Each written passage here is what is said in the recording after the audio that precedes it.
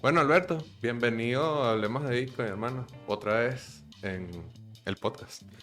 Gracias Javier por la invitación. Excelente estar aquí y bueno, poder conversar de todos estos temas que nos apasionan, que nos gustan.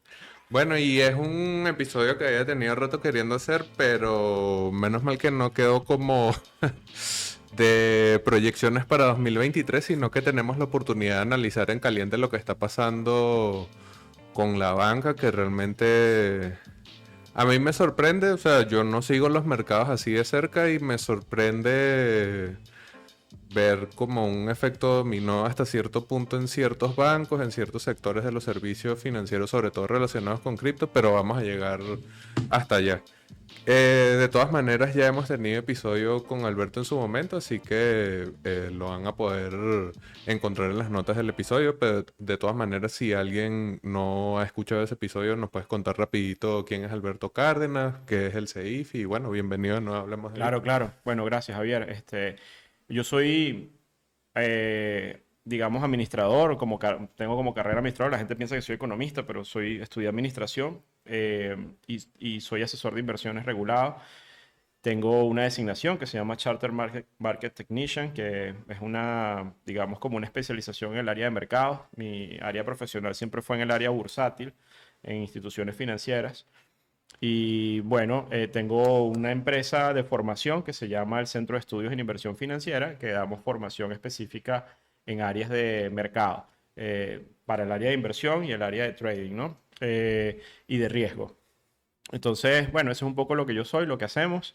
Me apasionan los mercados, toda la vida he estado vinculado al tema de mercados financieros y ahora, digamos, más recientemente, en los últimos años, entendiendo y conociendo el mundo cripto también, que también me parece un tema apasionante, complejo, pero que definitivamente es algo que hay que entender también y bueno, ahí estamos. Bueno, ya entonces sabemos un poco más de Alberto y el CEIF. Y de igual de todas maneras van a estar los links en la descripción del video y también en las notas del episodio.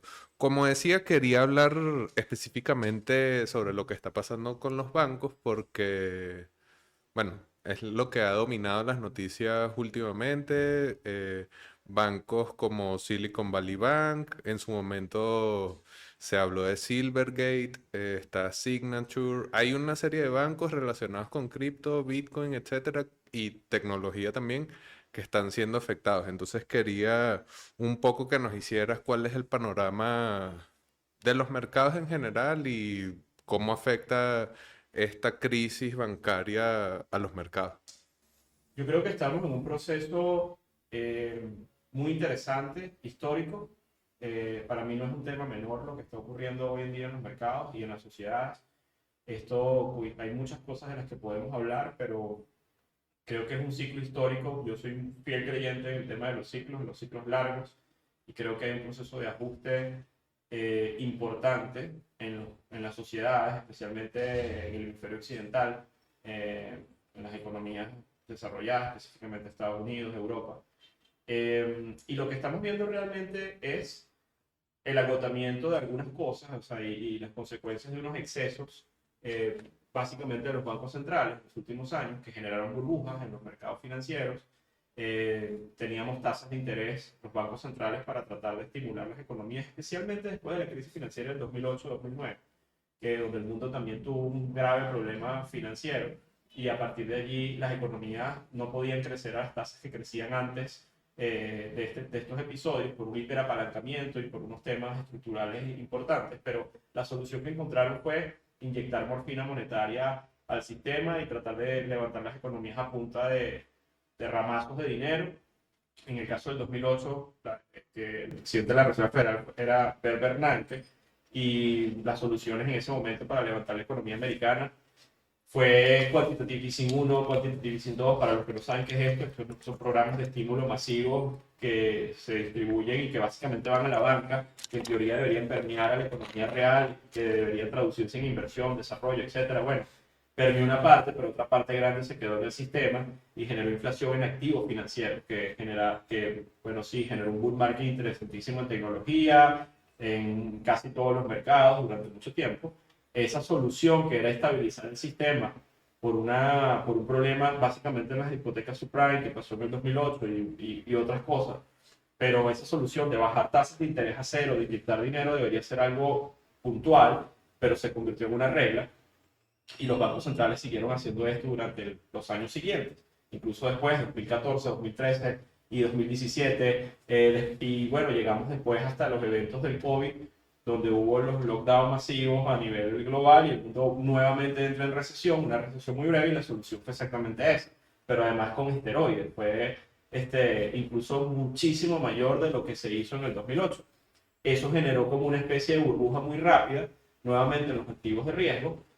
Eso se podía hacer porque teníamos una tendencia básicamente desde, bueno, desde el finales de los 80, pero con mucha fuerza desde el 2008 en adelante, donde los activos, las materias primas venían cayendo, por lo tanto la inflación no era un problema en el mundo. Entonces los bancos centrales tenían como luz verde para seguir inyectando dinero, porque todo el mundo como que aprende en el 101 de economía que si lanzas muchísimo dinero, creas, imprimes mucho dinero y al final los bienes y servicios son los mismos, vas a tener un problema inflacionario, algo que conocemos en Venezuela. Pero en las economías desarrolladas, como Estados Unidos, no había explotado esto. Sin embargo, pasó la pandemia y la pandemia es como el gran punto de inflexión a nivel global de muchas cosas. Hubo problemas en las cadenas de suministro, problemas de restricción de oferta, la solución monetaria fue exacerbada en esteroides y bueno, la consecuencia fue un disparo de la inflación. Hoy en día tenemos la inflación más alta en Europa, en Estados Unidos, incluso en Japón, que tenía tendencias deflacionarias más altas de los últimos 40 años. Entonces, en ese escenario, la inflación no es otra cosa que la consecuencia del sobreestímulo que lanzaron los bancos centrales. Tarde o temprano iba a pasar, pero vino el COVID-19 como un gran catalizador de esos eventos y generó este problema. Ahora en este contexto, el año 2022, estoy tratando de ir bastante rápido para hacer un resumen, el año 2022 fue un año bastante malo a nivel de mercados, con mucha volatilidad. De hecho, históricamente es el año donde cayeron los dos principales activos en área de inversión, que es la renta variable, las acciones, y la renta fija, que son los bonos, que en teoría son activos refugio, donde la gente compensa un poco el riesgo. Bueno, la caída del 2022 en bonos fue histórica. Es la caída más alta en los últimos 80 años. Y pasó porque la inflación se le fue de las manos a los bancos centrales y tuvieron los bancos centrales que comenzaron un proceso de ajuste de tasas, pero un proceso agresivo y abrupto, porque la inflación los dejó atrás. También los banqueros centrales nos decían que la inflación iba a ser transitoria, que no iba a ser un problema. Por ahí nos contaban toda esa historia en el 2021 y después todos los meses seguía subiendo la inflación. La narrativa se empezó a como a destruir. La gente obviamente cuando iba al supermercado se daba cuenta que el problema inflacionario era grave porque hay una inflación en alimentos de 2 dígitos en estas economías. Y bueno, las tasas tuvieron que subirlas de que estaban en cero, en el caso de Europa negativas, y bueno, por supuesto reales negativas. Y por ejemplo, pasamos al nivel actual que estamos en 5 por ejemplo, en Estados Unidos. Alguien dirá, bueno, 5%, una tasa de interés, como que no, en Latinoamérica lo vemos como algo que no es tan grave, pero es que venimos del nivel cero durante mucho tiempo y muchos años. Entonces, en ese proceso hubo un hiperapalancamiento, o sea, las corporaciones, las empresas, incluso los individuos, tomaron mucho crédito prestado porque, bueno, era regalado y se mal acostumbraron obviamente a esa morfina monetaria del crédito barato. Y ahora cuando la inflación es un problema y los bancos centrales tienen que subir las tasas, un punto porcentual que te suban la tasa de interés te hace la deuda ultra pesada. Entonces en ese contexto, la deuda se empezó a hacer pesada, se empezó a hacer pesada y la verdad que yo también estoy sorprendido que, bueno, eso ya lo empezó a descontar el mercado en el 2022 con caídas, pero nada grave en el nivel de bonos, a nivel de renta variable, pues caídas en los índices, ningún crash estrepitoso, pero arranca este 2023 con un problema que sí ya es de proporciones sí serias, que es que empezamos a ver problemas de liquidez en el sistema bancario americano. Y ese problema salta con el evento que acabas de mencionar del Silicon Valley Bank y luego del Signature Bank, antes un poquito con lo del Silvergate, y bueno, ya veíamos eventos, pero ya en el sistema financiero, en el corazón del sistema financiero americano, con un banco mediano, con activos de más de 240 mil millones de dólares, estamos hablando de una cifra importante. Decía que era el 17º banco a nivel estadounidense y como 5 o 6 días antes había estado en la lista de Times de los Sí, mejores bancos del mundo. Típico, las portadas de Buen las timing. revistas, de Time, Barron's, todos estos son indicadores contrarios, siempre funcionan bastante bien. Pero digamos que en términos de proporción de lo que pasó con el 2008, la gente, para tener perspectiva, el primer evento de crédito importante que pasó en el 2008 fue en marzo, también, marzo del 2008, con la caída del banco Bear Stearns, que era un banco histórico de inversión en Estados Unidos de más de 80 años y tuvo un problema de liquidez producto de los efectos de las pérdidas en los bonos subprime que tenían en su cartera. Entonces ese banco empezó en una espiral de pérdida, las acciones se vinieron abajo, muy parecido a lo que pasó con el Silicon Valley Bank, pero los activos que ellos tenían en ese caso eran derivados y cosas asociadas a las hipotecas. Y en ese momento lo que ocurrió fue que tuvo que ser adquirido o rescatado por otro banco que fue el JP Morgan en aquel momento. Y lo rescataron a un precio, la acción iba a pagar $2, después pagaron 10, pero la cifra de rescate fue alrededor de los 30.000 millones. En esta oportunidad, con este banco mediano, que es Silicon Valley Bank, el banco no lo rescata, sino que rescatan a los ahorristas. Sí, porque los ahorristas estaban cubiertos nada más. El 98% de estos ahorristas no tenían cobertura del seguro de impago en el caso de Estados Unidos. Y la cifra es de 220.000 millones esos ahorristas. Entonces, y esto es un banco mediano. Entonces, cuando uno empieza a ver las cifras nominales y los cambios de proporción, el hecho de que este banco mediano ya sea 3 veces más o 4 veces más el monto de lo que eventualmente fue el primer evento de crédito en la historia del 2008, nos hace ver de que la cosa es seria. Entonces, esto que pasó con el Silicon Valley Bank es porque básicamente la volatilidad en las tasas de interés generaron pérdidas en activos que eran 100% seguros, digamos, como los bonos del gobierno que tenía el banco en su tesorería, pero que son activos que se mueven producto del riesgo de tasas. Los bonos tienen su precio y sus tasas van a niveles inversos. Si las tasas suben, los precios de los bonos bajan. Y entonces este banco cometió un error de gestión de riesgo básico, que es que tenían títulos con vencimiento de largo plazo en sus carteras. Decían de alguna manera, bueno, son bonos del gobierno, qué sé yo, No va a pero pasar al nada. final un banco tiene necesidades de liquidez, pero como las tasas las tuvieron de manera tan abrupta, sus bonos entraron en pérdida, había una pérdida no realizada, esto empezó a afectar los balances. Los ahorristas de alguna manera empezaron a darse cuenta de este tema, empezaron a pedir redención a sacar dinero. Y cuando eso pasa, obliga al banco. Entonces los ahorristas empezaron a pedir bueno, sus fondos y el banco se quedó sin liquidez y tenía que liquidar los bonos que tenía en su tesorería, pero con pérdida. Al empezar a liquidarlo, la pérdida se realiza y eso afecta sus balances, sus ratios de liquidez, toda una serie de cosas que hace que el banco sea intervenido. Lo intervienen y bueno, incluso ahora no se sabe qué van a hacer con el banco porque lo subastaron, no se sabe si lo van a comprar o no lo van a comprar. La verdad es que el apetito por comprar bancos es bajo en Estados Unidos. De hecho, en esa oportunidad, cuando JP Morgan compró al Bear Stearns, tiempo después el presidente de JP Morgan, Dimon, terminó diciendo que lo hicieron, pero que fue un mal negocio, que el tema de adquirir ese tipo de cosas, pues X. Luego pasó lo de Signature Bank, que es el otro banco crypto friendly. Ahí también es sospechoso la idea de que estos son los dos bancos que están saltando.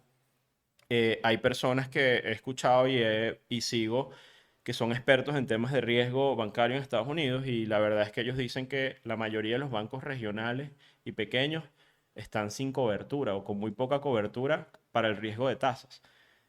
O sea, saltaron estos dos, pero no son los únicos bancos que tienen problemas. Posiblemente bueno, hay uno que es el First Republic, que está también ahí a toque de caramelo, que están algunos bancos tratando de rescatar. Entonces, este tema es grave porque hay un problema de liquidez que viene derivado de un activo que es libre de riesgo. O sea, no estamos hablando de derivados ni de cosas exóticas ni cosas basuras, sino que la volatilidad en las tasas ha sido tan alta que comprometió al sistema.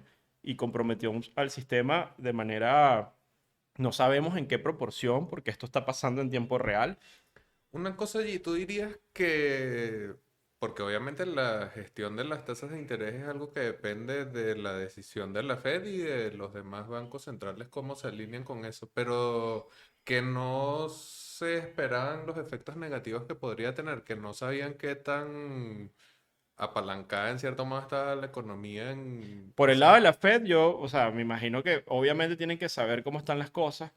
Por el lado de los bancos, el riesgo de tasa es algo básico, o sea, en realidad lo deberían haber cubierto, aunque digamos que por el hecho de tener esto, hay muchas cosas extrañas que están pasando. O sea, yo diría, yo no me atrevería a decir que esto es 100% negligencia o que es una sorpresa para la Fed esto.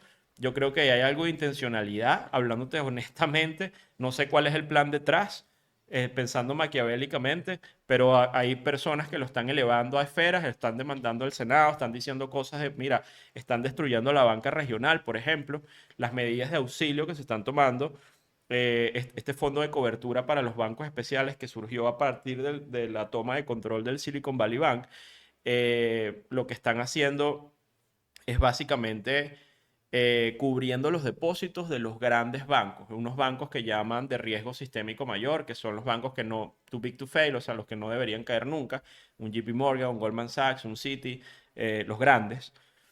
Estos bancos los están cubriendo 100% de los depósitos, pero los bancos regionales y comunitarios y tal, la Fed no está garantizando la cobertura de estos depósitos. Entonces, ¿qué está pasando ahorita? La gente está sacando su plata de esos bancos y las está metiendo en estos bancos. Pero esto está generando un problema enorme en el sistema, primero porque drenas la liquidez de un poco de sitios que eventualmente esos bancos tienen más del 60% de la cartera de crédito, los regionales, los pequeños y medianos. Además tienen funciones en la economía real mucho más efectivas de las que eventualmente tienen estos bancos ultraconcentrados grandes que son más temas de más financieros. Pero ahí están generando un problema. Por otro lado, pasa algo interesante y es que hay una corrida subyacente bancaria que viene ocurriendo ya, no es de ahorita, viene ocurriendo desde hace algunos meses porque al subir la tasa de interés en los bonos del gobierno americano, la curva también se invirtió, la curva de bonos, que para los que no entienden esto, un bono de largo plazo debería rendir, por decirles algo, un porcentaje, 5%, y los bonos de corto plazo usualmente rinden menos. Eso es una curva normal de tasas. Ahorita hay un fenómeno donde los bonos de corto plazo rinden más que los bonos de largo plazo. Eso es una curva invertida. Todas las veces en el pasado que eso ha ocurrido es un indicador bien adelantado de que vamos a un tema recesivo. El mercado de bonos, que es un indicador de riesgo, lo que nos está diciendo es que en el corto plazo hay riesgo en el sistema. Hay más riesgo en el sistema de lo que puede venir dentro de 2 o 3 años. Eso que está pasando, por ejemplo, generó que si tú pones tu dinero en un bono del gobierno de corto plazo con vencimiento un año, te pagan hoy, por ejemplo, 5% anual, ¿no? Pero si tú lo metes en un plazo fijo que te ofrece el banco, a lo mejor te pagan 2,5 o 3. Entonces, el plazo fijo que te ofrece el banco, que es la tasa pasiva, está muy, muy por debajo de lo que te ofrece un bono asegurado por el gobierno. Entonces, desde el punto de vista de negocio, no generas incentivo para que la gente deje el dinero en el banco, sino que la gente dice, ¿sabes qué? Prefiero comprar un bono del gobierno. Por un lado, porque ganas más. Y segundo, y eso ya venía pasando, la gente estaba sacando la plata del banco, no sacándola, sino diciéndole, mira, yo no quiero tener mis ahorros ahí en esa cuenta corriente o en esa cuenta de ahorros, sino ni en tu plazo fijo, sino cómprame este bono y custodio en tal lado. Pero cuando tú haces eso, es como sacar la plata del banco. O sea, el banco no dispone de la liquidez de ese ahorrista para poder intermediar y prestar o hacer otras cosas. Entonces, eso ya viene ocurriendo, eso ha drenado liquidez por un lado a la banca. Ahora, cuando pasó este evento de riesgo donde toman Silicon Valley Bank, donde toman a Signature y donde además está un debate de qué es lo que va a pasar con los bancos y todo esto, bueno, la gente con más razón ahora dice, ¿sabes qué? Yo no quiero tener mi plata en este banco regional donde no están garantizados los depósitos y esa plata, o lo saco y lo meto en un JP Morgan, pero tampoco ni siquiera quiero ese riesgo porque tiene muy recientes los eventos del 2008, sino que, ¿sabes qué? Yo prefiero comprar un bono del gobierno a corto plazo. Yo prefiero que mi riesgo de contraparte sea la Fed a que sea el banco tal. Entonces, si compras el bono y el banco quiebra, bueno, tú tienes tus bonos, porque eso es una custodia, o sea, ahí no va a pasar nada. Pero si tú tienes tu plata en ese banco y los depósitos no están garantizados y estás por arriba de los $250,000, en teoría que es el seguro de impago, no puedes perder tu dinero.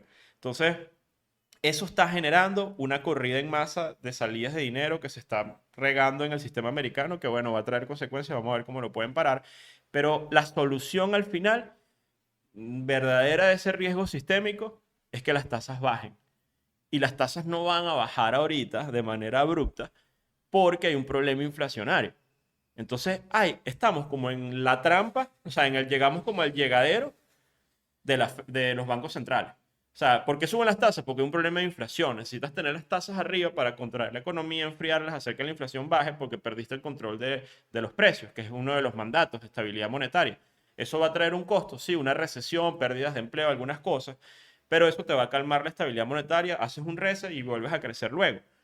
Pero si en el medio y de manera muy rápida, como está pasando ahorita, te salta el sistema financiero con una vulnerabilidad enorme, como pareciera que está, tienes un problema. Porque entonces ahí tienes que interrumpir o tendrías que interrumpir eventualmente o tienes que decidir qué haces.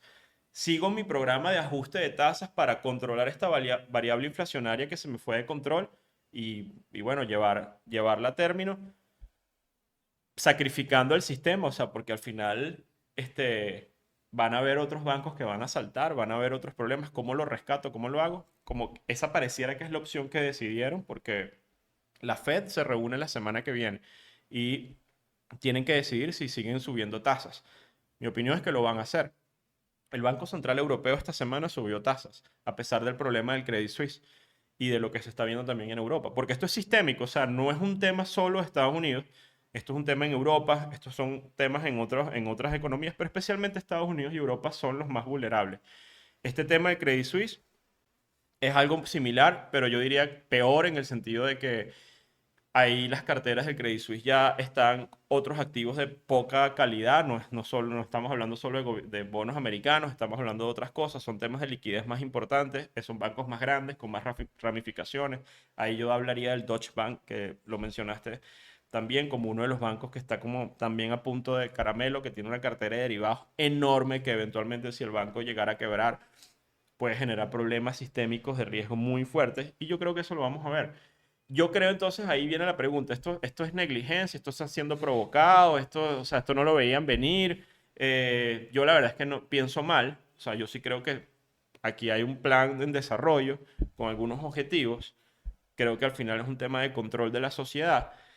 Si me preguntas a mí muy personalmente, creo que aquí al final lo que más pierden son los ciudadanos, o sea, digamos las libertades, el hecho de que hoy en día tus ahorros no puedan estar en tu banco de tu comunidad, sino que estén en un banco corporativo que está de repente en Nueva York, a lo mejor tú estás en un pueblo en Montana o en otro lado, hablando de Estados Unidos, ya es una pérdida de libertad de una serie de cosas. O sea, te tienes que adaptar a las reglas de esos megabancos y quién sabe qué otra cosa puede venir. Pero esos bancos obviamente están en conchupancia con los políticos, o sea, son como un brazo ejecutor de un plan político de fondo. Eso, o sea, cualquiera que tenga tres dedos de frente se da cuenta que no es que el sistema se está organizando.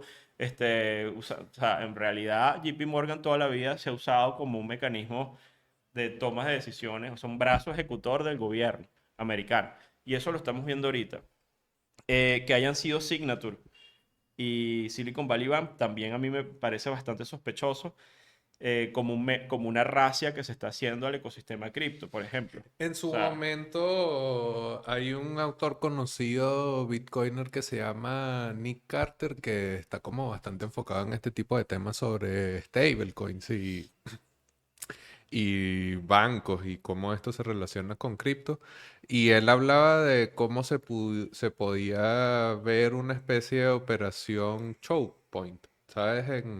Por ahí en los 2000 que fue una operación contra bancos que estaban brindando servicios financieros a empresas que trabajaban con cannabis o de repente que trabajaban con servicios sexuales. Entonces, mm, quizás para nosotros no tiene una relación directa, pero a ojos de los centros de poder, pues cripto está bastante muy relacionado con esto y sobre todo en el caso de Silvergate, que era el que como que detonaba esta sospecha, era uno de los principales respaldos de USDC, que es una muy popular stablecoin, sobre todo en el mercado estadounidense. Sí. Entonces, como que todo combinaba muy bien para uno pensar que efectivamente están aprovechando que tienen que echarse a pique un montón de bancos para, bueno, echarse a pique también los que Correcto. brindan Bueno, es servicios. que por eso te digo,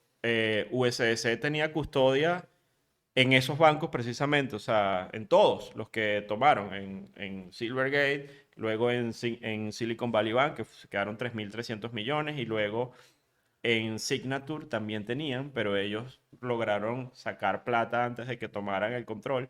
O sea, fueron por ellos específicamente. Yo creo que es un proceso, es una guerra que se está estableciendo por muchos frentes, a dos tipos de sistemas, dos cosas distintas. Hay quienes no quieren que esto tome vuelo, que funcione. Al final, la principal arma de los Estados Unidos no es su ejército, sino el dólar, el sistema financiero.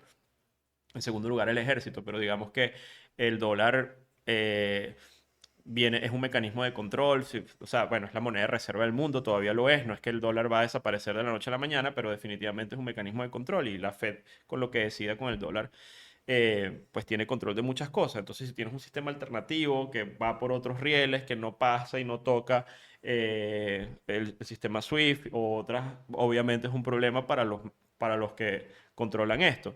Pero además está todo el tema de los planes de las monedas digitales de los bancos centrales, que es algo que se está desarrollando, que no es cuento de camino, que se está haciendo pruebas. Europa ya está haciendo pruebas en algunos lugares, y la Fed acaba de sacar un sistema de pago medio sospechosín, o sea, no le llaman cripto ni blockchain ni nada, pero creo que se llama FedNow, algo así, que es como un tema de que bypassea la banca, o sea, muy sospechoso, pareciera que es como un wallet al final del día que vas a tener directamente conexión con la Fed. A mí me parece que parte de lo que está pasando abona el terreno para poder vender o poder posicionar este nuevo orden económico que al final del día es una toma de control. O sea, yo lo veo así. Eh, no sabemos a dónde va, pero sí que creo que hay intencionalidad en el orden en el que se están haciendo las cosas. Uno no puede pensar que, ay, sí, fue el banco que soltó por casualidad.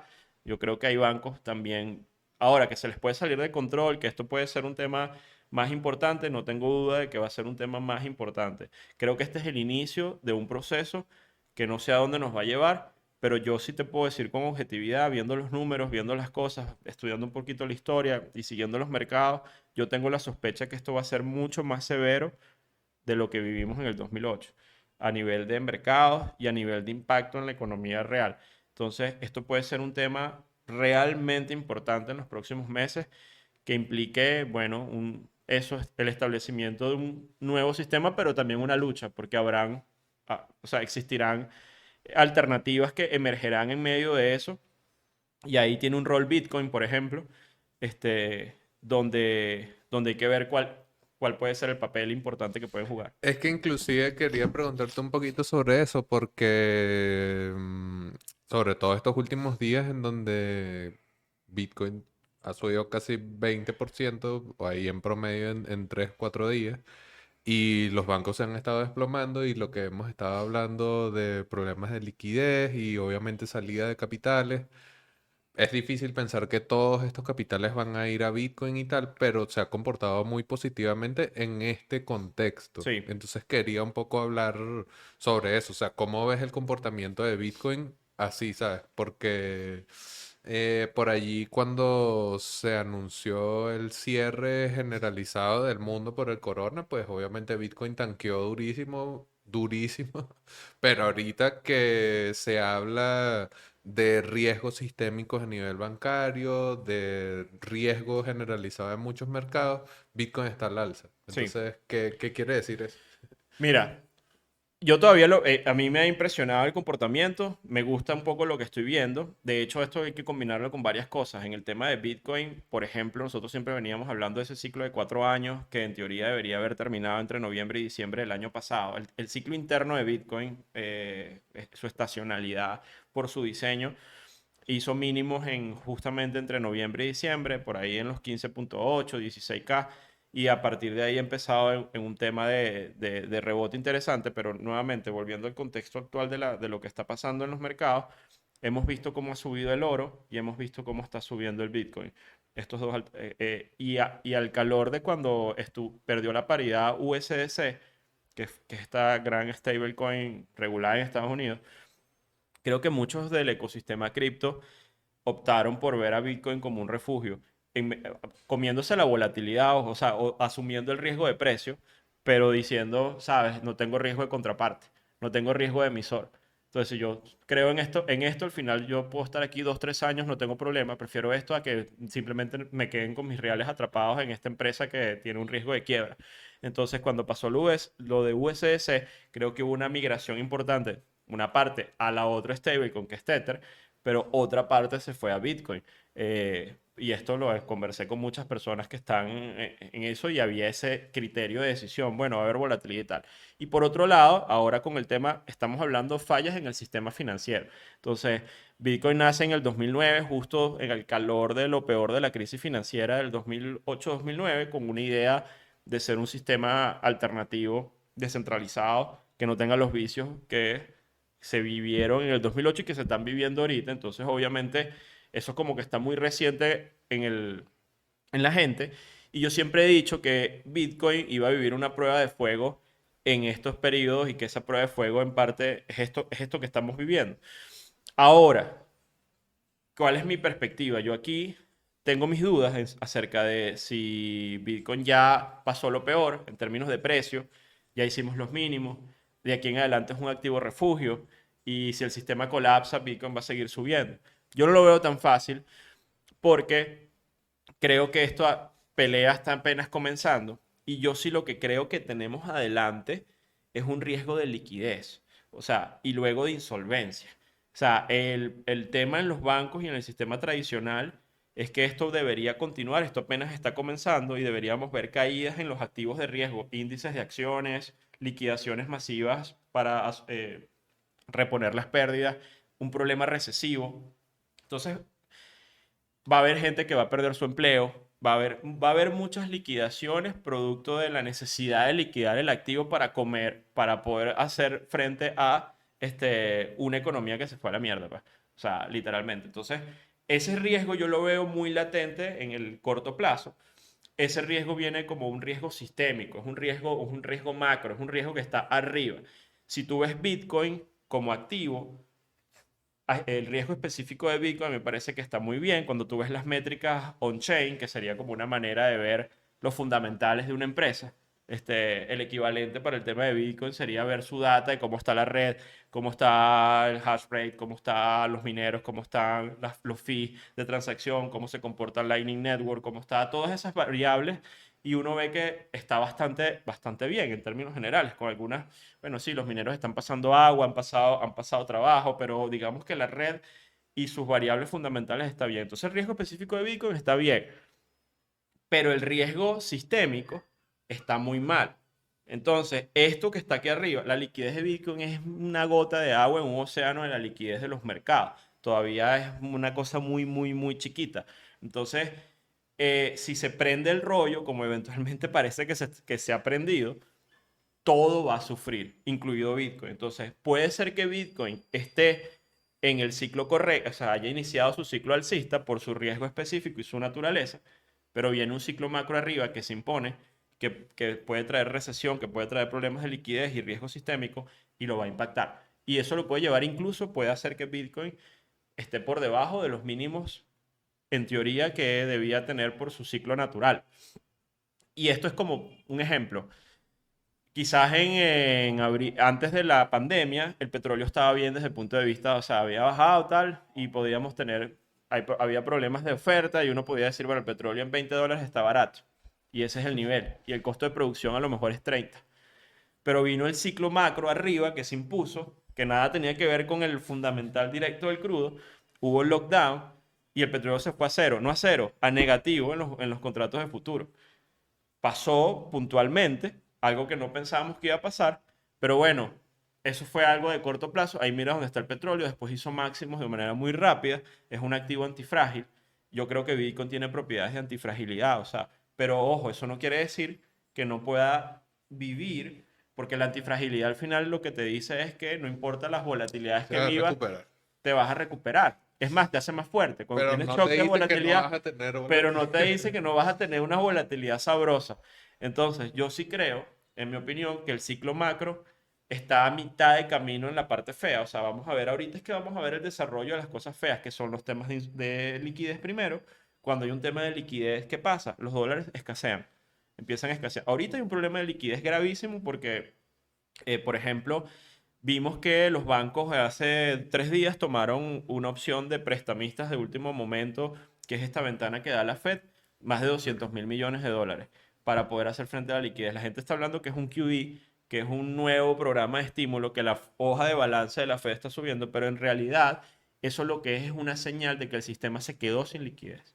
O sea, contrario a lo que la gente cree que es una inyección de liquidez que te va a estimular, en realidad en este contexto lo que te está diciendo es que los bancos tuvieron que pedirle plata a la Fed porque se quedaron sin liquidez. Entonces, lo que te está hablando es que se secó el sistema, no hay dólares. Entonces, cuando hay sequía de dólares, lo que tendemos a ver es que hay una mega apreciación del dólar, producto de las razones equivocadas, por esto que están del riesgo sistémico. Y cuando esto pasa, todo cae. O sea, eventualmente hay liquidaciones, hasta el oro cae, todo cae durante ese rato del proceso digamos, de riesgo sistémico. Y luego, sí, obviamente los activos, digamos, más resilientes y antifrágiles, como el oro, como, digamos, las materias primas que son los que hacen piso primero.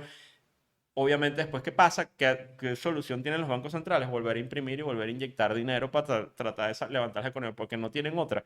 Entonces, en el futuro, que no sabemos qué tan lejano, sí que vamos a ver nuevamente bajando las tasas, metiendo otra vez programas de estímulo. Obviamente ahí sí que va a haber un punto de inflexión, pero puede ser que ese riesgo de liquidez haya tumbado los precios de todos los activos, incluido Bitcoin, y nos haya llevado a niveles más bajos de los mínimos que hicimos en noviembre porque se impuso el ciclo macro. Por supuesto que va a ser una oportunidad de compra muy interesante. Ya lo es en términos de precios actuales para los que tienen una perspectiva de mediano y largo plazo. Pero saber que estamos aquí y que todavía se está desarrollando el ciclo macro y que todavía le queda mucho camino, mucha tela que cortar a ese ciclo macro, y estar en Bitcoin es saber, hay que entender que desde aquí hacia abajo tú puedes perfectamente tener volatilidades del 60-70% en el precio y no va a pasar, o sea, no va a dejar de existir. Pero bueno, tú lo vas a sufrir en términos de tu capitalización de mercado en tu cuenta. Tienes que estar mentalmente preparado. Entonces tienes la opción de no estar, o sea, de irte a absolutamente liquidez en dólares, porque Bitcoin para mí todavía sigue siendo un activo de riesgo. Y te digo más, yo estoy siguiéndolo de cerca porque a mí me gustaría ver que todos estos rebotes de Bitcoin en este momento no hubiesen estado acompañados, por ejemplo, con rebotes en Ripple o Ethereum, por decirte algo. Pero los están acompañando. Entonces, Bitcoin en realidad no está siendo un activo, digamos, en este momento no es un momento estelar de que digan, yo soy el que soy, sino que hay un flujo de dinero que está entrando allí. Todavía no están en activos también Rezone, como Ethereum, como Ripple o como otras cripto. Y entonces, bueno, es un rebote cripto, lo que estamos viendo ahorita. Pero yo sí creo que hacia adelante ese rol va a cambiar y sí creo que puede haber una función de refugio, porque para mí la única cripto o el único proyecto que tiene condiciones realmente para ofrecer un tema alternativo frente al sistema financiero, para mí es Bitcoin. O sea, para mí Ethereum es tecnología y tienes un riesgo de emisor muy grande, que es ojo, que me parece interesante y todas las cosas que se pueden desarrollar, pero la naturaleza de Bitcoin es el banco descentralizado. O sea, desde mi opinión. Entonces yo sí creo que mientras más merme y más golpes vengan en el sistema financiero, esto apenas está comenzando, la gente, por supuesto que va a empezar a pensar en el tema Bitcoin. Pero al mismo tiempo, los reguladores, que también están en control del sistema financiero, van a tener incentivos más grandes para atacar. O sea, que hay una guerra, hay una lucha que no va a terminar ahorita y que podemos ver prohibiciones, impuestos, toda una serie de cosas que todavía yo creo que no hemos visto en las magnitudes que deberíamos ver que van a afectar el precio, eventualmente, de momento. Que mucha gente, cuando uno habla así de que Bitcoin no se ha enfrentado todavía a los jefes grandes, Dicen como que no, claro, igual va a sobrevivir, ya ganamos y tal, coño. No sé, o sea, en un escenario en donde realmente sea incómodo, ¿sabes? Como que, mira, no, Bitcoin es incómodo el plan final que tiene la Fed o que tienen los bancos centrales en general, porque como hemos discutido ya, están en conexión, están trabajando en conjunto, se reúnen, hablan de sus proyectos de CBDC, comparan resultados de sus pilotos. Entonces, como pensar que todo va a ser siempre así, podcast y Twitter y Telegram No, y no, tengo la guerra Bitcoin y tal. dura viene ahorita. O sea, para mí la prueba de fuego ya comenzó, pero va a ser extendida. Es una guerra. Y es una guerra de sistema contra sistema. Y Bitcoin, la verdad es que es una cosa muy chiquita en términos de lo que es todo el otro sistema. Pero eso les da ventajas también de antifragilidad, o sea, digamos, el riesgo sistémico es mucho menor. Va a ser como algo raro ahí que puede sobrevivir todo un tema. Es difícil imaginarlo hasta dónde puede escalar esto, pero al final la alternativa que claro que ellos van a vender como solución son los proyectos emitidos por ellos de los bancos centrales. Y esa va a ser obviamente la... Y Bitcoin va a quedar como un competidor allí, como algo diferente, pero que yo creo que cuando esto sea, vendan esa solución, es muy difícil no vender intrínsecamente la idea de Bitcoin. Pues, o sea, ¿cómo vendes tú eso sin estar hablando de propiedades que ya tiene Bitcoin? O sea, porque al final ellos están emulando un poco esto, pero sin tener, siendo lo mismo al final, porque teniendo el acceso a estas monedas controladas por el Estado, bueno, al final no estás haciendo nada, prácticamente tienes el mismo sistema, que no vas a tener los mismos tiempos en validar transacciones y que pues, bueno, ok, pero vas a perder más control, incluso más del que puedes tener hoy, porque bueno, hemos visto ejemplos de proyectos que hay como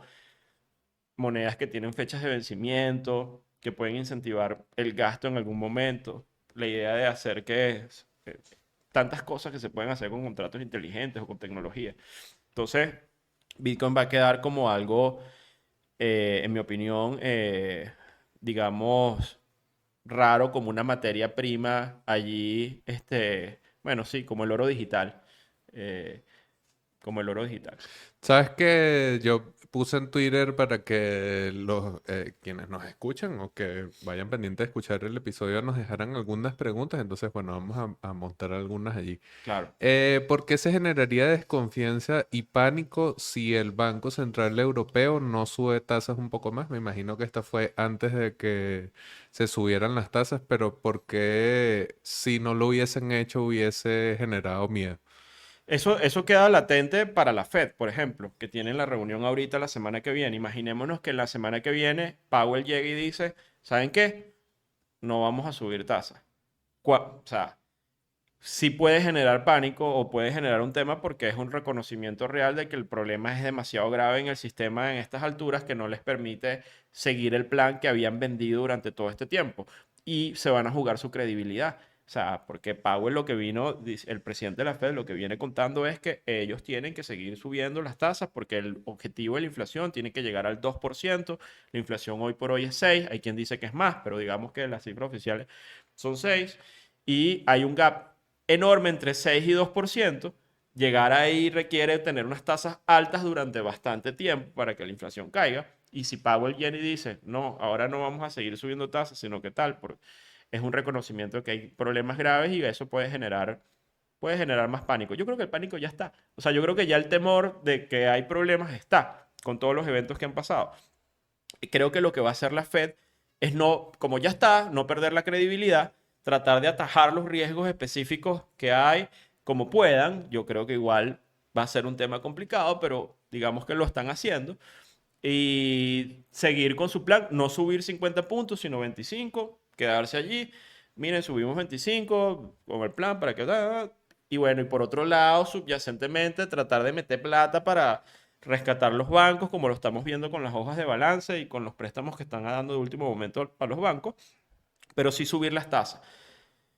Esto nos pone en un escenario de trampa, o sea, al final no sabemos a dónde vamos, lo que sí sabemos es que posiblemente la Fed están o los bancos centrales tienen las manos amarradas por el tema inflacionario y de credibilidad, y tienes un sistema financiero vulnerable, hiperapalancado de años que necesita ser atendido o drenado o no sé qué es lo que va a pasar, pero creo que vamos, sin duda alguna, vamos a seguir viendo eventos de crédito, porque las tasas no van a bajar abruptamente, en mi opinión. No es que mañana Powell va a decir, miren, está la tasa en 5, la vamos a bajar otra vez a 1. O sea, eso no va a pasar. Y esa tasa arriba te garantiza de que las corridas bancarias, porque nuevamente volvemos al spread entre los plazos fijos de los bancos y la renta fija y el riesgo de impago del propio banco. Entonces, esas tasas altas son el origen del problema tan abruptamente, que va a seguir incentivando la corrida bancaria. O sea, no sabemos hasta qué punto esto termine en un tema más grave. Yo sí pienso que, como vemos la cronología en el 2008, primero fue Bear Stearns, que fue en marzo, después como en junio vino los problemas con las aseguradoras, AIG, Fannie Mae, Freddie Mac, todo eso, y ahí tuvieron que salvarlas con 200.000 millones. Y después fue en septiembre que estalló Lehman Brothers, que fue el banco grande. O sea, lo que te quiero decir con esto es que esto es un proceso que se va cocinando hasta que eventualmente el riesgo sistémico llega. En esta oportunidad, todo va demasiado rápido. O sea, porque te caen dos bancos medianos con cantidades grandes, pero ya además te salta el Free Republic, tienes un tema en Credit Suisse, en Europa, ya es una crisis de liquidez con solvencia, porque los bancos no están siendo rescatados, al final van a simplemente liquidarlos. Hay pérdida de capital, pérdida de riqueza, o sea, hay un tema que es una combinación muy acelerada de lo que vimos al principio del 2008. Entonces esto me hace intuir de que sí, en efecto, lo que nos espera es un ajuste macro muy duro. Eso al final se va a traducir en recesión. O sea, para, digamos, al ciudadano de a pie, en pérdidas de empleo, en probablemente más control. Y luego de allí, habría que ver cuáles son las reformas estructurales que se van a plantear para recuperar la senda de crecimiento. Pero todo esto está aderezado en un conflicto geopolítico, además, enorme, que hay entre las dos superpotencias del planeta. Ni siquiera estoy hablando de Rusia y Europa. Eso es un conflicto que es complicado, que es difícil, pero estamos hablando de Estados Unidos y China. O sea, y Estados Unidos y China ahorita están enfrentadísimos. Algo que no ayuda, obviamente, a que más bien ahorita el concepto de la globalización se está fragmentando. Todo el mundo está jalando a los países para su lado. No hay coordinación como la podía haber en el 2008 entre los distintos bancos centrales en la magnitud que había en el 2008. Entonces, tienes un contexto difícil donde además tienes jugadores importantes que pueden capitalizar estos eventos. Yo me imagino que Putin está sentado, gozando, viendo todos estos temas que están pasando en Estados Unidos. Ojo, no, con esto no estoy validando nada de Putin, ni estoy diciendo que... Pero digamos que hay muchas cosas que no conocemos. Lo que sí te puedo decir es que los chinos planifican a largo plazo. Hay cosas, yo creo que hay una guerra real económica. O sea, esto puede estar enmarcado dentro de las ideas de guerra. Los chinos tienen bonos americanos en una cantidad enorme. Los han venido reduciendo, pero tienen como 800.000 millones en bonos todavía. ¿Qué pasaría si los chinos deciden salir a vender los bonos ahorita de golpe? ¿Sabes qué va a pasar? Las tasas de los bonos van a subir más. En un contexto de vulnerabilidad extrema del sistema financiero como lo tenemos ahorita, es como un momento ideal como para lanzar un misil financiero muy duro. No estoy diciendo que eso vaya a pasar, pero digamos Es que un hay escenario. vulnerabilidad, son escenarios. Y tienes a un posible enemigo que antes era un aliado, que estás enfrentado. Además tienes un problema grave que Estados Unidos perdió esa alianza histórica o la está perdiendo con los árabes, Arabia Saudita, que ahora han firmado un convenio histórico con los iraníes, que son enemigos históricos. Imagínate así el nivel de fragmentación que hay en el mundo, que los árabes se están aliando con los iraníes, y le están dando la espalda a los Estados Unidos, poniendo en riesgo la estructura del petrodólar, que es, digamos, el esquema, y ya se está El planteando otras cosas. pegamento. El pegamento. Entonces, mira, son tiempos complicados, fascinantes al mismo tiempo, que se están... Esto es para mí digamos, el ajuste o el replanteo del orden establecido post Segunda Guerra Mundial.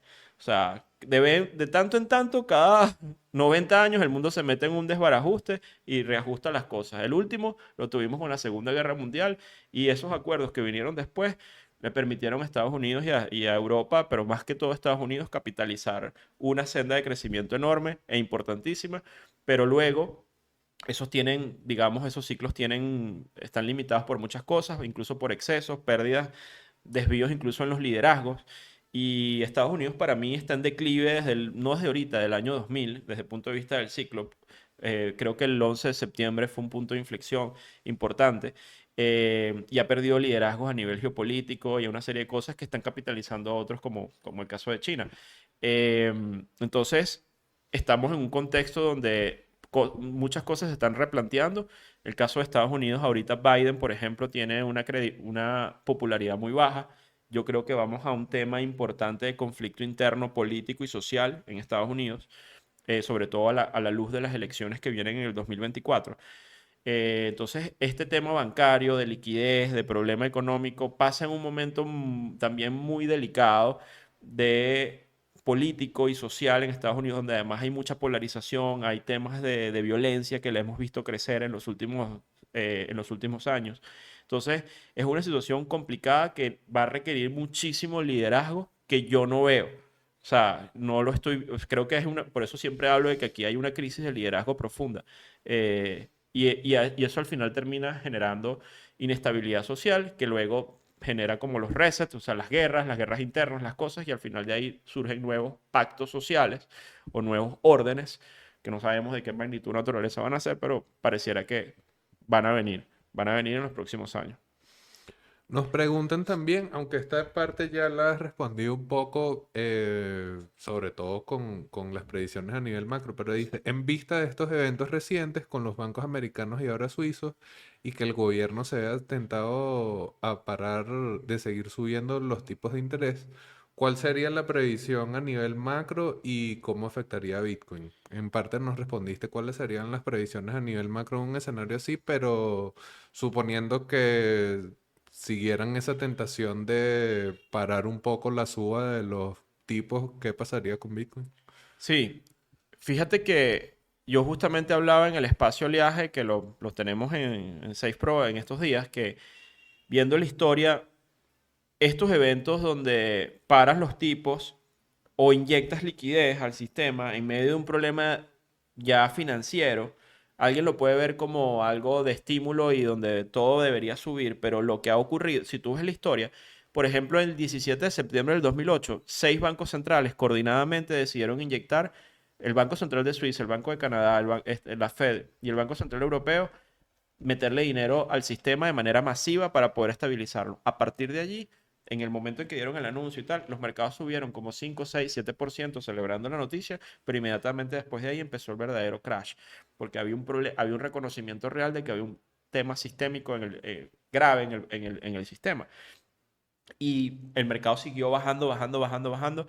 De hecho, las peores caídas en los mercados ocurren solo después de que hay pivoteos de los bancos centrales. O sea, cuando la Fed decide bajar tasas es porque reconocen que las cosas están muy mal y la recesión la tenemos ahí. Entonces, ahí hay un proceso de deterioro. Es decir, alguien que esté pensando que el hecho de bajar tasas o inyectar dinero va a ser un driver importante para que suba, entiendan que en el pasado no ha sido así y sobre todo en este contexto. Así que eso más bien es una gran bandera roja para saber de que hay un reconocimiento que lo peor está por venir en términos de riesgo y que sí que estamos cerca, más cerca de lo que puede ser salir del problema porque ya hay relajamiento y una serie de cosas, pero ahí es donde se pone fea la cosa. O sea, saber que viene la volatilidad, vienen las caídas y después eventualmente es que podemos tener un proceso de subida. Yo creo que la segunda parte del tema macro viene ahorita, importante. Por lo tanto, creo que Bitcoin no se va a salvar de shocks negativos, de esos, al menos de esos drenados de liquidez enormes que pueden estar pasando en el sistema. Inclusive aquí nos ponen un meme que lo voy a poner en la versión en video, pero si estás escuchando nada más, es ese típico, la plantilla típica de alguien frente a dos botones. Este alguien es Jerome Powell Sí, y los botones son o prendes la maquinita de imprimir o dejas que la economía colapse y es efectivamente este escenario así. O sea, porque él justamente lo acabas de decir y quería hacer un poquito de hincapié en eso. Estamos en un escenario en donde la respuesta natural que seguiría la política que se ha seguido, que es, bueno, mantener hacia arriba los tipos, genera algo negativo. pero reconocer de cierto modo o no decirlo propiamente, sino reconocerlo solamente con detener la suba de las tasas, entonces también es negativo. O sea que no hay como Estás entrampado. no hay un escenario en donde no haya un momento en donde los mercados vayan a sufrir sí o sí. Yo creo que en este contexto de entrampamiento, al final, iba a decir un dicho muy feo venezolano, pero alguien va a echar sangre. Algo va a pasar aquí, alguien al final lo va a pagar. Al final ese alguien son más que todos los ciudadanos históricamente. O sea, siempre hay una élite allí que tiene control de las cosas. Suena muy feo lo que estoy diciendo, pero es que esto ha sido así históricamente. Esto no tiene nada que ver ni con capitalismo, ni socialismo, ni nada, sino de los procesos históricos que pasan. Y ahorita, para mí, lo que viene es que las soluciones no son fáciles, llegamos a un punto enorme. Yo creo, mira, al final del día, los bancos centrales, a pesar de que nos vendan la idea de que ellos quieren que la inflación vaya para abajo, tal, no sé qué, la deuda es tan grande que ellos van a necesitar una era inflacionaria para poder licuar la deuda en el tiempo, que la licúas en parte con el tema de inflación. Entonces, yo creo que sí, con todo esto vamos a ver una reducción de la inflación por la recesión que viene y todas estas cosas, pero vamos a ir a una nueva meseta inflacionaria y rápidamente, cuando a un banco central se le ocurra de verdad meter estímulo para hacer crecer la economía, la inflación va a saltar de una manera muy abrupta. No como lo había hecho antes, porque hay escasez de producto, porque hay problemas en las cadenas de suministro, porque hay unos enfrentamientos entre productores importantes que tienen control de las materias primas, porque hay un OPEP que está controlando precios, porque ahí tienes un contexto inflacionario. Una recesión te controla la inflación de momento, pero eventualmente cuando los bancos centrales pongan la receta para volver a estimular las economías, que lo único que saben hacer es reducir las tasas y meter inyección de dinero inorgánico, la inflación que va a venir va a ser otra vez muy fuerte. Y ahí en ese momento, es donde yo veo un rol protagónico en las materias primas y también en Bitcoin, por ejemplo, como una cobertura frente a un sistema que lo que vamos es a una era inflacionaria y buscan licuar deuda y está craqueado ya, o sea, tiene problemas internos difíciles. Creo que Bitcoin puede tener, a la par del oro y a la par de otras cosas, un rol protagónico importantísimo. Yo, desde la perspectiva de largo plazo, soy súper bullish en Bitcoin, viéndolo como una materia prima digital, como lo estoy en petróleo, como lo estoy en oro, como lo estoy en este tipo de cosas que yo sin duda creo que van a tener unos años de crecimiento muy fuertes, pero hago la salvedad, este 2023 puede ser de ajustes importantes, pero serán unas oportunidades de compra muy, muy interesantes. Nos preguntan también qué escenario necesita Bitcoin en el mercado tradicional y la banca para que éste sea afectado y baje a los 12K. Personalmente tengo la certeza de que antes de mediados de 2025 podríamos ver Bitcoin a 9.2K, o sea, por debajo de $10.000. Y creo que lo peor está por venir en todos los mercados. Más o menos en síntesis, en sintonía con lo que nos estás diciendo, pero si pudieses ver un escenario en donde Bitcoin esté por debajo inclusive de este bajo que hicimos en Sí, noviembre de 15K, o sea que nos preguntan precios de 12 e sí. inclusive por debajo de 10K, ¿qué estaría pasando en el mundo en donde... Yo personalmente sí lo veo. Yo sí creo, a diferencia, nuevamente, creo que esta etapa del ciclo de Bitcoin y de las cripto es inédita. Son activos nuevos. Empezó a cotizar a partir de 2009, 2010, llegó a tener algo de liquidez Bitcoin. Ah, Después de haber pasado lo peor de la crisis financiera, aparece Bitcoin. Bitcoin no ha vivido una gran crisis, solo la del COVID-19 como evento importante y lo afectó. Pero bueno, ahí está, como afectó a todo el resto de activos. Pero esto que vamos a vivir, yo creo que no la peor parte, como lo dijo la persona, creo que fue Gino que Sí. escribió, yo estoy de acuerdo con él, no lo hemos visto. ¿Qué vamos a ver? Posiblemente riesgos de liquidez nuevamente, más bancos, más problemas con el sistema, temas de, ya empezamos a ver cómo las tasas de desempleo empiezan a subir, problemas para controlar la inflación bajando, pero sí, y los precios de los commodities bajando. Nuevamente, un tema recesivo. Para salir de la recesión, en algún momento los bancos centrales tendrán que hacer algún tipo de medidas de estímulo. Pero en medio de eso yo veo un conflicto geopolítico, veo un tema de otros jugadores tratando de posicionar otros sistemas también alternativos financieros. Por ejemplo, está pasando con el tema de Rusia, las sanciones, el petróleo que se está negociando, que está negociando Rusia, lo está negociando en rublos, lo está negociando en yuanes, y los chinos están funcionando como un puente para tradear esos commodities. Está la ruta de la seda, nueva ruta de la seda que los chinos están desarrollando desde hace muchos años y que va a tener implicaciones profundas en el nivel del comercio. Entonces, yo sí creo que vamos a tener unos años de inestabilidad fuerte y de ajustes a nivel de precios, producto de los excesos. Y definitivamente creo que, nuevamente, Bitcoin a nivel técnico también ha hecho cosas que no había hecho en los ciclos anteriores. Por ejemplo, rompió el máximo del ciclo de la subida anterior, rompió las medias de 200 de manera mucho más profunda, no ha corregido en términos nominales lo que ha corregido en ciclos anteriores, con un ciclo macro en contra, o sea, porque llegó a 15.6K, pero ni siquiera eso es tan profundo, pudo haber ido más abajo en términos de lo que ha sido correcciones en el pasado. Yo creo que viene oferta también por algunas cosas puntuales en el ecosistema cripto, por ejemplo, las redenciones que vienen por el tema de Mt. Gox y de todas estas cosas que pueden salir, venir en un momento además crítico de mercado, porque por ahí leí que pueden venir en octubre. Entonces, sí creo que hay elementos de riesgo que pueden llevar el precio a niveles incluso por debajo de los 10K, pero va a pasar ahí, pero también todo lo demás va a estar en la mierda. O sea, esto es la verdad. O sea, vamos a ver también, yo veo en la renta variable un potencial de caída todavía muy grande. Me van a decir apocalíptico, pero eventualmente es que los niveles de inflada fue muy, muy fuertes. Quizás en los bonos no tanto, son activos distintos, ya esa caída muy, muy fuerte lo tuvimos acá. Hay un escenario de riesgo que tenemos a la vuelta de la esquina en Estados Unidos, que es su techo de la deuda. O sea, Estados Unidos tiene que elevar el techo de la deuda y tienen que ponerse de acuerdo republicanos y demócratas para hacer eso. Con este clima de polarización y de enfrentamiento, yo veo ahí una pelea asegurada donde no va a haber, la negociación no va a ser fácil y probablemente se extienda ese periodo de acuerdos y eso genera una crisis de deuda interna como se vivió en el 2011. Eso puede llevar a Estados Unidos a que le rebajen la calificación de riesgo y eso obviamente puede subir más las tasas. En un sistema de vulnerabilidad en el sistema donde están hiperapalancados y están expuestos a bonos que son de mucha calidad, pero que están sufriendo pérdidas importantes y que pueden sufrir más, producto de esta, no sé a dónde vamos a ir. O sea, en verdad, yo ayer me asusté viendo los números. Creo que es un tema fuerte. Y bueno, hay que estar preparados, hay que saber que eso es un poco lo que vamos a tener unos meses duros. Latinoamérica lo sufre.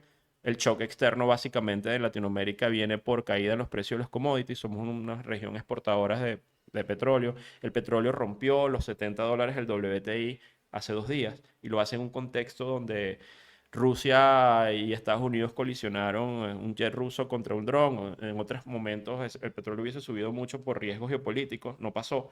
Y cuando eso pasa es que eventualmente estamos entrando ya a la etapa pre-recesiva, o sea, vamos a una recesión. El petróleo es como un indicador muy adelantado de ese proceso.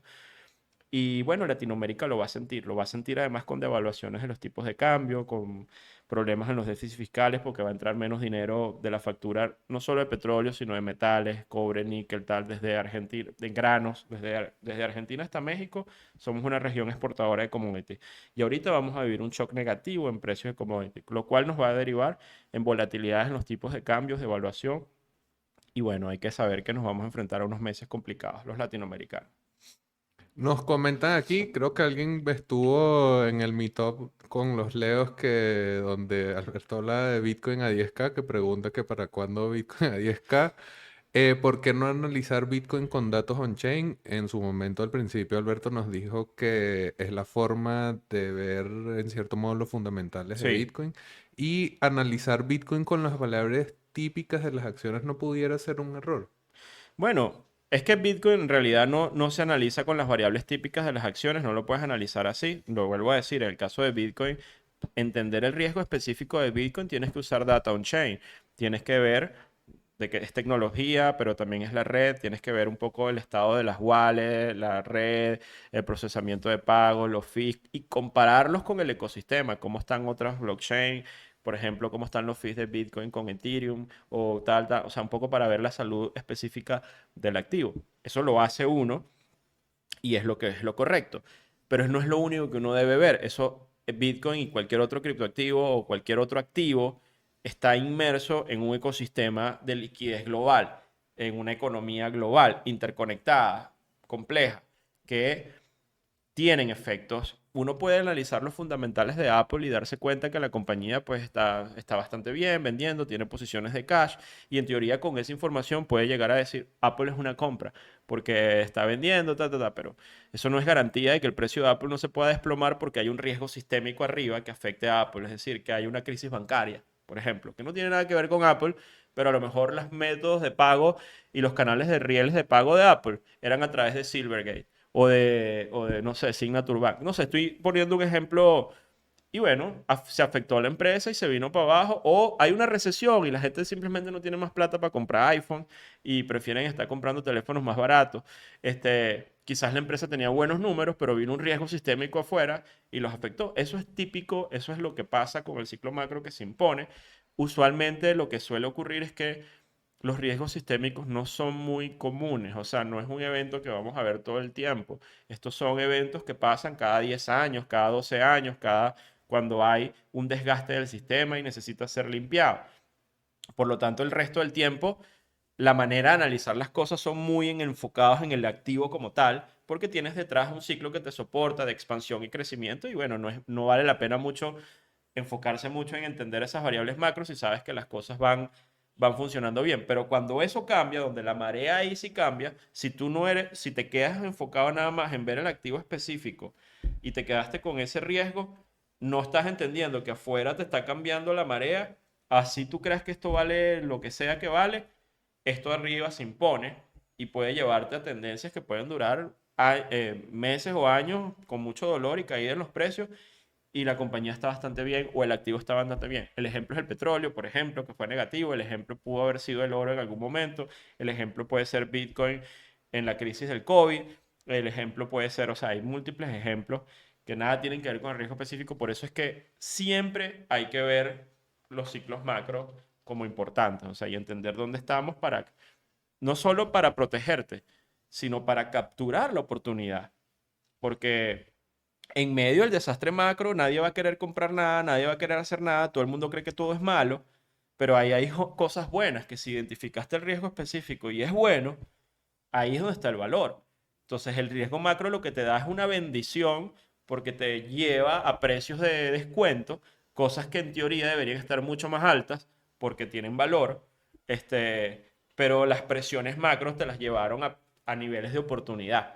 Es exactamente lo que hizo Warren Buffett en el 2009 cuando los bancos se destruyeron y terminó comprando prácticamente regalados Bank of America y otras cosas, que bueno, que ya sabemos un poco la historia que tienen la paciencia de entender los ciclos macro y cuando viene lo peor, ahí es cuando, cuando huelen la sangre, es cuando se lanzan a comprar a buscar el valor. Algo contraintuitivo para el trader común que generalmente ve sangre y se va a USDT, pero bueno, entonces gracias a Abraham, Game Boy Color y Gino que nos completaron esta sección de preguntas. Quería cerrar haciendo una pregunta que de repente no está tan relacionada con...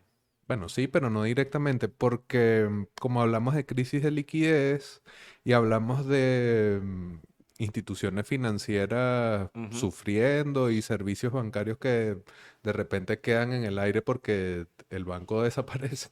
¿Qué te parece las stablecoins en general como una respuesta? Sobre todo pensando en USDT, que es la más líquida y es la más grande más de 70 billions de capitalización ahorita. Igual no es así mucho en comparación a otros mercados, pero comienza a ser como una alternativa a ciertos movimientos de ciertos capitales. No sé cómo ves ese caso de uso. ¿Tiene sentido en un entorno como este de falta de liquidez? Igual generalmente es uno contra uno con el dólar.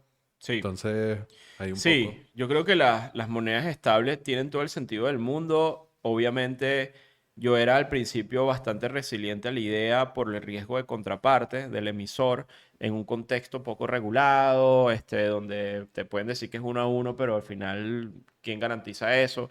Y han pasado lo que hemos visto en el pasado con casos de monedas estables con algoritmos o con otras cosas que se han venido abajo. Pero nuevamente entiendes, cuando te pones a darle vuelta, es algo que necesitas. O sea, para que son puentes importantes, necesitas controlar el riesgo de precio o volatilidad todavía en activos jóvenes como Bitcoin o Ethereum, que todavía siguen siendo muy volátiles para funcionar como monedas de estabilidad. O sea, digo, para transacciones de negocios específicos. En este contexto de sanciones, porque no solo es Venezuela, sino es un tema ahora globalizado, en un contexto además donde ya no es sanciones, sino que la banca cada vez tiene más trabas, cada vez es más ineficiente, en mi opinión, cada vez es más cara, más inaccesible, cuando debió haber sido al revés. Eh, em, Tener la posibilidad real de contar con dólares digitales que puedas tener en custodia, incluso tú mismo tu custodia por a través de una wallet fría o, por ejemplo, que puedas transferirle a alguien que está en la China o en India sin tener que pasar por el sistema SWIFT. Con una que tienes que además que es ineficiente, que tienes que esperar, no sé, 2, 3 días para hacerse una transferencia y además unos costos elevadísimos.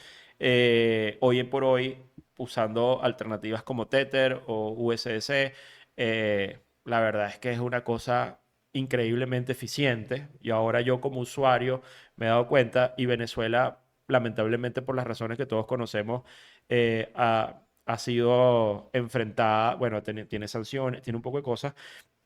Y aquí Tether tiene un caso de uso muy real, o sea, hay compañías reales que no es que están lavando dinero ni nada de estas cosas, sino que tienen que sobrevivir y usar sus mecanismos de pago para poder pagar a proveedores, recibir pagos también. Y están usando Tether, están usando las stablecoin para poder llevar a cabo sus operaciones. Y yo realmente lo veo de cerca que digamos, la alternativa de uso es real. Y creo que para Latinoamérica va a seguir siéndolo, además con una inestabilidad en los tipos de cambio enorme. Bueno, nadie quiere tener bolívares, nadie quiere hoy en día ya nadie quiere tener pesos colombianos, ya nadie quiere tener... Entonces, la estabilidad de cobertura con 1 a 1 al dólar es muy interesante, pero sobre todo en un sistema que te permita que tenga unas barreras de acceso distintas y que te dé, bueno, que te permita realmente hacer tus operaciones y tus transacciones como eventualmente lo puedes hacer las monedas estables. Creo que es importante y creo que es muy importante que los emisores de las monedas estables de verdad se tomen esto muy serio, porque el fracaso de cualquiera de ellas puede ser catastrófico para todo el ecosistema. Bueno, ojalá que no haya más caídas de más stablecoins y en general que prosperen empresas que estén ahí construyendo este sistema alternativo basado en Bitcoin. Quería ya para cerrar preguntarte planes que hay para Seif, qué formación, qué oportunidades de formación hay por allí activas y comentarme un poco de oleaje, cómo hace la gente para... Deberían volverle un podcast, pero ¿cómo hace la gente que no sé, no sabe qué es eso, qué son esos spaces que hacen, cómo se entera y cómo se puede conectar? Claro. Mira, en SAFE, en el Centro de Estudios de Inversión Financiera, tenemos nuestros programas abiertos en el área de inversión y en el área de trading. Ahora en abril vamos a comenzar el ciclo de trading, que son 3 programas. Comenzamos con uno que no lo llamamos básico, sino esencial, como para enseñarle a la gente la naturaleza del negocio, decirle a la gente, nosotros no vendemos humo, le decimos que esto es un negocio bien complicado, que requiere sobre todo mucha gestión de riesgo, equilibrio emocional, energía y una serie de cosas. Eso es el nivel 1. Después vamos a un nivel 2 con las herramientas. Muchas herramientas que vienen del CMT Program, del Charter Market Technician, que es un programa en Estados Unidos de muchos años. Las incorporamos al programa intermedio y luego viene la parte avanzada. Son 3 niveles.